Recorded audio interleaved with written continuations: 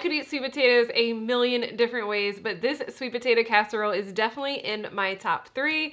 Hello, welcome to Make It Dairy Free. I am Larisha and I cannot wait to show you how to make this classic holiday dish completely vegan. Whether you leave it mashed, top it with vegan marshmallows, or make this vegan pecan streusel that I'm gonna show you how to make, it is easy, quick, and the hardest part is waiting for your water to boil, so let me show you how. I'm going to start out by cutting my sweet potatoes into about 1-inch cubes.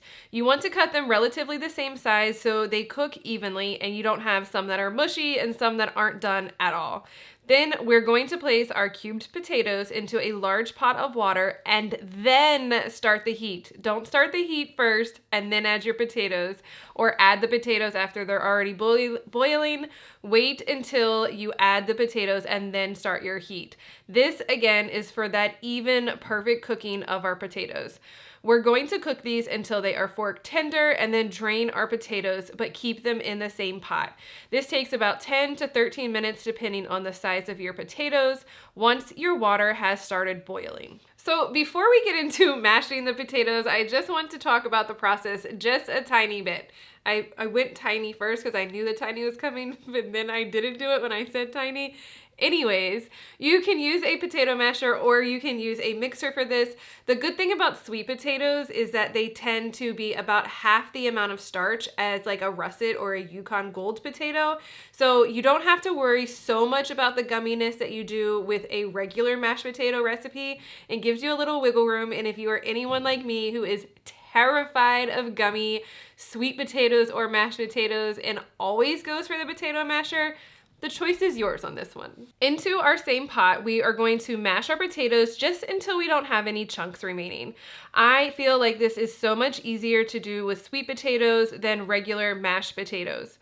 Then we are going to add in some plant-based butter, full-fat coconut milk, brown sugar, vanilla, and our spices, which are salt, cinnamon, and nutmeg for this recipe.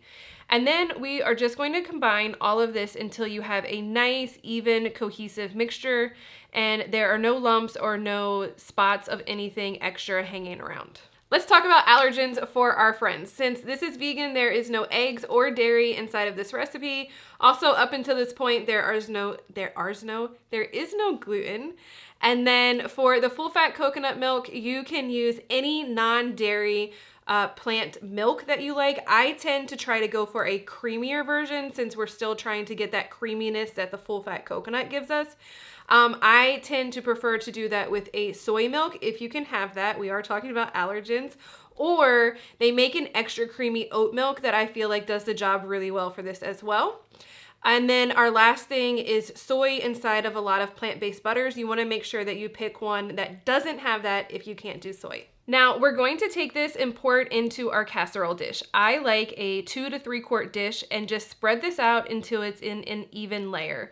I really like finding unique serving dishes that can go straight into the oven like this one for this exact reason. Now, before we place this into the oven, we have some choices. You could totally throw this into the oven and let all of that come together and just be a nice mashed sweet potato recipe.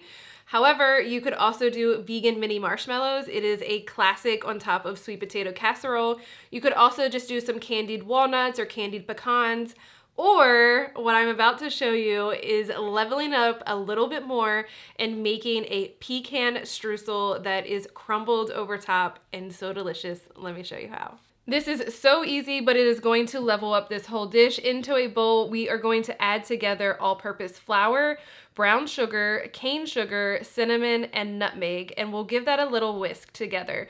You can use gluten-free 1-to-1 flour blends for this as well. Then add in some melted non-dairy butter, and I like to use a fork to combine this, so you want to do that until we have like a wet sand-like mixture. You could use this by itself, but I like to add in some chopped pecans, or again, you could also do some walnuts, and then just stir this together again. Now we're going to crumble this all over the top of our sweet potatoes, trying to get an evenish layer and get the whole top of this covered.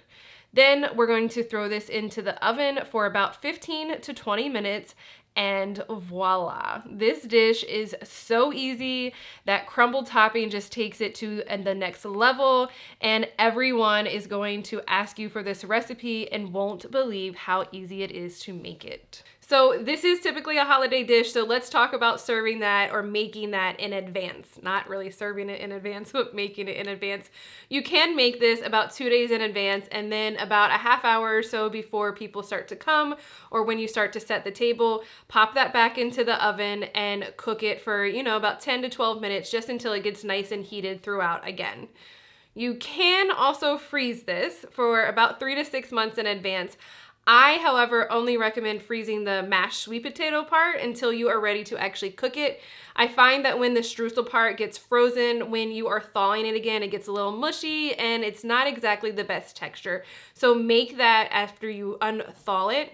Unthaw. Andrew always yells at me for this. After you thaw it, and then you can make that crumble topping and pop it into the oven at that point. Thaw, not unthaw. That's not a word because it's thawing already, I think. I really hope you loved this video. If you are serving something for Thanksgiving, let me know what it is in the comments, or if you need help with a Thanksgiving recipe and making it vegan, also drop a comment and I will hop in there and see if I can help you with that.